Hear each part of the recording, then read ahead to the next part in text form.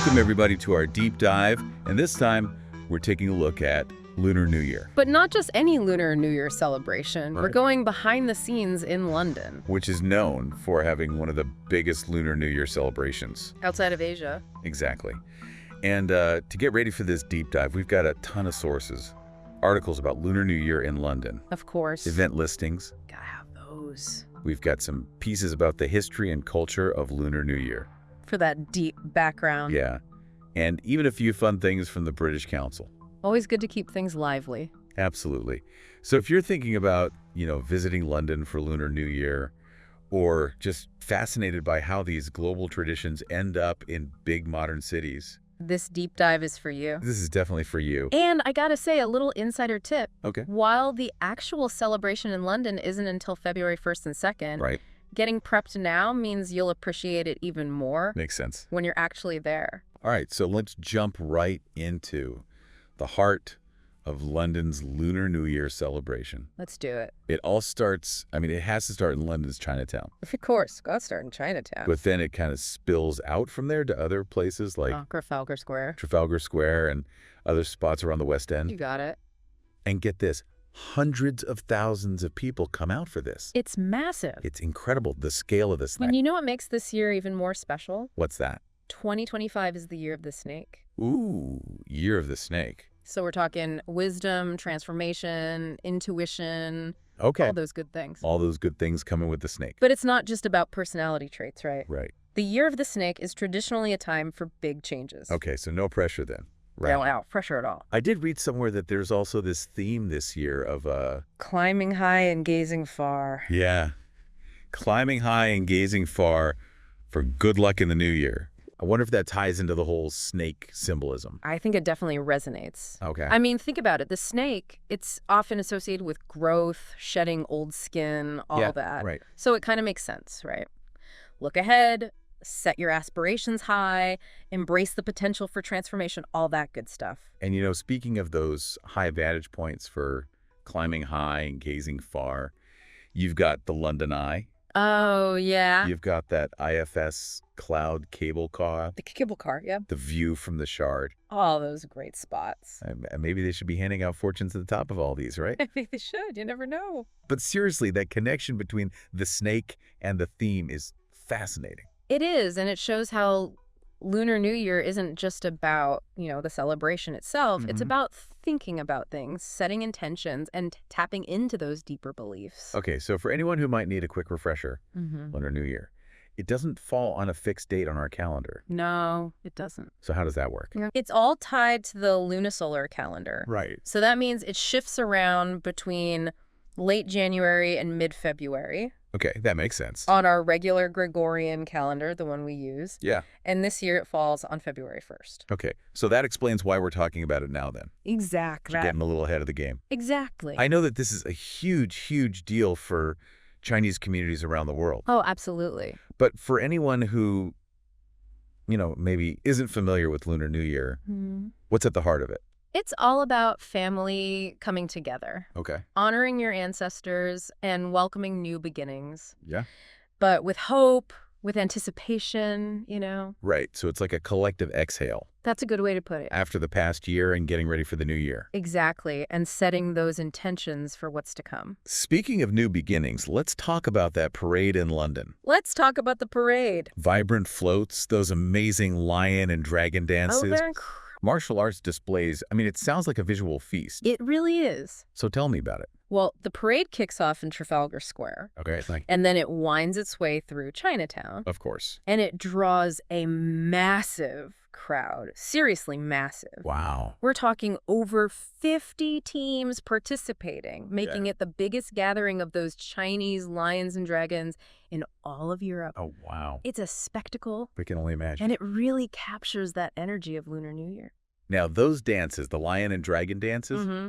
they're not just for show, Uh-huh. right? No. There's way more to it. What's the deeper meaning? They're all about driving away those evil spirits, Oh, bringing in good luck, right. prosperity for the new year. Right. So it's kind of like this communal ritual to Oh. cleanse and reset, That makes sense, especially with the whole focus on new beginnings. Absolutely. So let's say someone is experiencing this for the first time. Mhm. Any tips on how to really, soak it all in? Well, first and foremost, Yeah. dress warm. Okay, good one. February in London Yeah. can be chilly, Yeah, it can. but beyond the practicalities, it's really a chance to just dive into those cultural details. Right. Immerse yourself. Like learning a few Lunar New Year greetings. That's a great idea. I saw Xin Yin Kuai Lei in Mandarin, Oh, nice. and then Sun Nin Fai Luck Mhm. in Cantonese. Perfect. I might need to practice those. It's fun to try. And I know wearing red is considered lucky, right? Oh, absolutely. What's the significance there? Red, it symbolizes luck, vitality, protection against anything negative. Yeah. So it's really you actively participating and expressing those good wishes for the year ahead. So maybe I'll wear a red scarf for good luck. I love that. Or, maybe I'll buy something red for the house, Even better. as a token of good fortune for the year. That's the spirit. Now, shifting gears a little bit, we also have a celebration happening at Greenwich Peninsula. Yeah, it's a different vibe over there. It does sound a little different, right? Yeah, what's interesting about Greenwich Peninsula is that it focuses on both East and Southeast Asian cultures, which, reflects the diversity within the bigger Lunar New Year celebrations.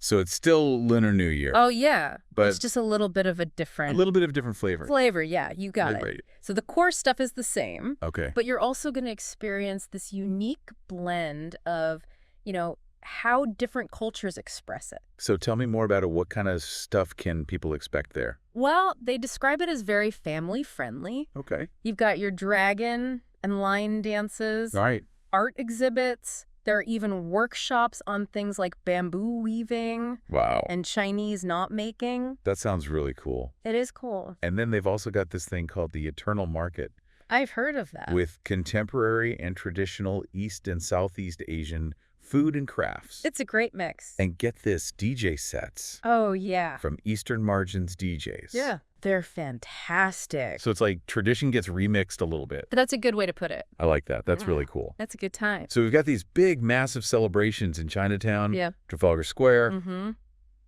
and then this more, focused kind of cultural experience Yeah. at Greenwich Peninsula. More intimate, I guess you could It's a say. little more intimate. Yeah, that's a good way to put it. Hmm. It's amazing that range of stuff happening in London for Lunar New Year. It really is. And it just shows how London has embraced Lunar New Year. Mm-hmm. Not just as like a big spectacle, Right. but as this multifaceted cultural experience. Yeah, and it's not just about the events themselves. Exactly. It's about that exchange, Right. sharing those traditions, Mhm. fostering understanding. Couldn't have said it better myself. As we're talking about all these amazing events and traditions, Yeah. I'm realizing that Lunar New Year is so much more than just a celebration. It really is. It's like this cultural tapestry Love that. woven with, history, Mm, symbolism, meaning. it's all there. Yeah, it really is. And what's beautiful is that it connects people across generations and even geographies. Absolutely. Now, speaking of history, Yeah. I'm curious about the origins of Lunar New Year. Mm-hmm. Like, is there a specific story behind it all? Well, the origins go back thousands of years, Yeah. deeply intertwined with ancient Chinese mythology Okay. and agricultural cycles. Wow. And one of the most well-known legends Okay. tells the story of Nian, Nian? this fearsome creature Okay. that would terrorize villages at the beginning of each year. Okay, that sounds a little more intense Yeah, a little bit. than a dragon dance. A little scarier. So what was this Nian like? Well, Nian was believed to be afraid of loud noises, Oh. the color red Okay. and fire. Right. So people would use these elements to scare it away and protect their homes and families. So that's where the fireworks and red decorations come from. Exactly. They're not just festive. They're like ancient protective charms. Exactly. And it's amazing how those ancient practices have evolved into the celebratory customs we see today. Speaking of customs, we touched on the year of the snake earlier, Mm-hmm. but there's a whole cycle of 12 animals, right? That's right, the Chinese zodiac. What's the significance of all those animals? Well, the Chinese zodiac is a complex system Okay. where each animal is believed to influence the personality traits and fortunes of those born in their respective year. So it's more than just fun animal mascots. It goes much deeper than that. So it's not just about checking your horoscope for the year. It's not just about that. What else is there to it? The zodiac is really deeply ingrained in Chinese culture. Hmm. It influences everything from compatibility and relationships to career choices. Wow, so it adds a whole other layer of depth to how people experience Lunar New Year. Absolutely. It's not just about the present moment. Right. It's about connecting to these broader cycles and influences. Exactly. It's a time to reflect on the past, understand the present, and anticipate what the future might hold. All within that framework of the zodiac. Got it. And I can't imagine talking about Lunar New Year without mentioning the food. Oh, the food is essential. I mean, who doesn't love a good feast? Exactly. And I'm guessing there's more to it than just deliciousness. You know there is. Right. Food plays a central role, Okay. and each dish carries symbolic meaning Okay. and cultural significance. Give me some examples. Okay, so you've got dumplings, Dumplings, yeah. often associated with wealth and prosperity Okay. because their shape resembles ancient Chinese gold ingots. So you're basically eating little pockets of good fortune. Exactly. I like that. Then you've got spring rolls, Okay. Spring rolls. symbolizing new beginnings and growth, Okay. and rice cakes, especially niangao, Lian Gao. are believed to represent progress and advancement. How so? Well, gao sounds like the Chinese word for high or tall, Hi. so it's a play on words. Okay, so every bite is a step toward a brighter future. That's a great way to think about it. It's a beautiful way to think about it. It is. I'm sensing a theme here. Yeah. New beginnings, growth, Mhm. reaching higher. It's all connected. It seems to be woven through every aspect of Lunar New Year. It really is, and it's a powerful reminder that this festival is about more than just celebrating the past. Yeah. It's about looking forward with hope and intention. Okay, so before we move on to the final part of our deep dive, Yeah. I want to hear from you, the listeners. Absolutely. What stood out to you so far about Lunar New Year? What piqued your curiosity? What are you excited to learn more about? Let us know. We'll be right back after a short break. See you soon. You know, as we're talking about all these amazing events and traditions, I'm realizing that Lunar New Year is so much more than just a celebration. Oh, yeah. It's like a cultural tapestry, I love that. woven with history, Mm-hmm. symbolism. Absolutely. It's Yeah. all there. It really is. And the beauty is that it, connects people across generations, geographical boundaries, all that. Absolutely. Now, speaking of history, Yeah. I'm kind of curious about the origins of Lunar New Year. Okay. Is there like a specific story behind it all? Well, the origins, they go back thousands of years. Okay. And they're really deeply intertwined with ancient Chinese mythology and agricultural cycles. Wow. And one of the most prominent legends is the story of Nian. Man. Nian, yeah. Okay. This fearsome creature Okay. that would terrorize villages at the beginning of each year. Oh, okay. That sounds a little more intense A little bit. than, a dragon dance. A little scarier, for sure. So what was this Neon like? Well, Nian was believed to be afraid of loud noises, Okay. the color red, All right. and fire. All right. So people would use all those things to scare it away Makes sense. and to protect their homes and their families. So that's where the fireworks and the red decorations come in. So they're not just festive, right? Right. They're like ancient protective charms. Exactly. It's fascinating how those practices have evolved into the customs we see today. Yeah, it is. Speaking of customs, we talked about the Year of the Snake, Mm-hmm. but there's a whole cycle of 12 animals, right? The Chinese zodiac, yep. What's the significance of all those animals? Well, the Chinese zodiac, it's a complex system Okay. where each animal is believed to influence the personality traits and fortunes of those born in their year. Okay, so it's more than just fun animal mascots. Oh, yeah. It goes much deeper than that. So it's not just about checking your horoscope for the year. Not quite. What else is there to it? It's really ingrained in Chinese culture, like really ingrained. Okay. And it influences everything, like compatibility and relationships, Oh, wow. career choices, all sorts of things. So it really adds like a whole other layer of depth Mm-hmm. to how people experience Lunar New Year, right? Absolutely. It's not just about the present moment.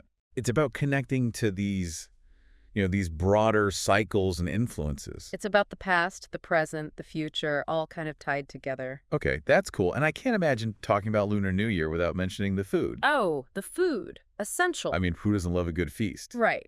But I'm guessing there's more to it than just deliciousness. Of course there is. Right. Food plays a central role in Lunar New Year. Yep. And each dish has symbolic meaning and cultural significance. Like what? Give me some examples. Okay, so you've got dumplings. Dumplings, yeah. Which are often associated with wealth and prosperity. Okay. Because their shape resembles ancient Chinese gold ingots. So you're basically eating little pockets of good fortune. That's a good way to put it. I like it. And then you've got spring rolls. Spring rolls, yes. Symbolizing new beginnings and growth. Okay. And rice cakes, especially nian gao, yeah. are believed to represent progress and advancement. How so? Well, gao sounds like the Chinese word for high or tall. Oh, okay, I see. So it's a play on words. Okay, so every bite is like a step toward a brighter future. That's beautiful. It's a beautiful way to think about it. It is. I'm sensing a theme here. What's that? New beginnings, growth, Yeah. reaching higher. It's all connected. It seems to be woven through every aspect of Lunar New Year. It really is. It's all about looking forward with hope and intention.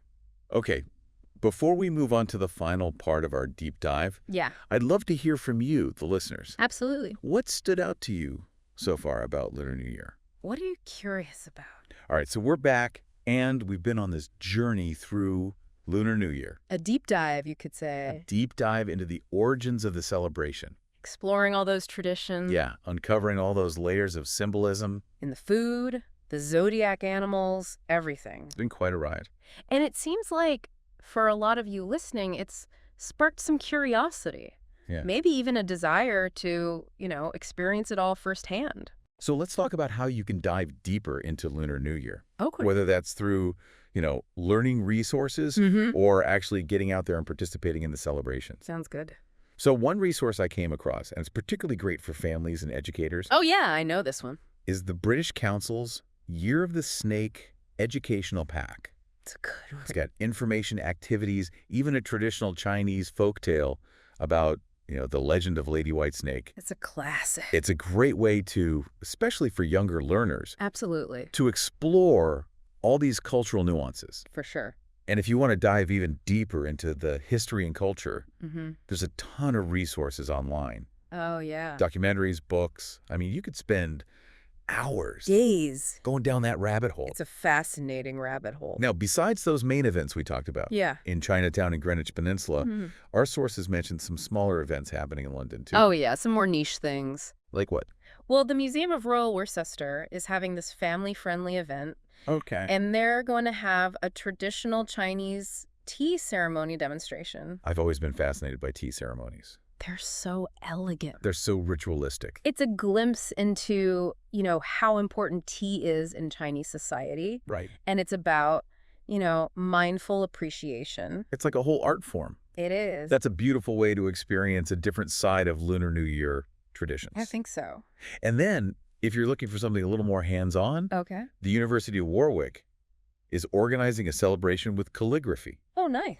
and Chinese knot-tying workshops. I love calligraphy. It's mesmerizing. Takes so much patience. And precision. It's like a dance between the brush and the ink. Exactly. So these workshops seem like a really cool way to connect with the local Chinese community and engage with those traditional art forms, on a personal level. It's all about that cultural exchange, that understanding. And these events really show all the different ways Lunar New Year is celebrated. Yeah. Adapting to different places. Right. But keeping that core essence. Exactly. So whether you're a Lunar New Year pro or just starting to explore, London has a ton of opportunities to experience that magic. It really does. And I think it's fitting, as we wrap up this deep dive, to revisit that theme of climbing high and gazing far. It's a good one. It's a powerful reminder that Lunar New Year is a time for new beginnings. For sure. Setting intentions, envisioning a brighter future. I love that.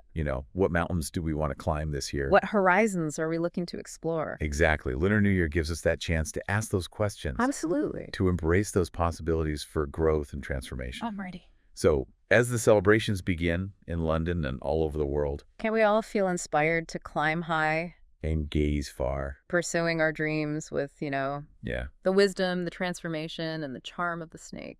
What a beautiful way to put it. Happy Lunar New Year, everyone. Happy Lunar New Year. We'll see you on our next deep dive adventure.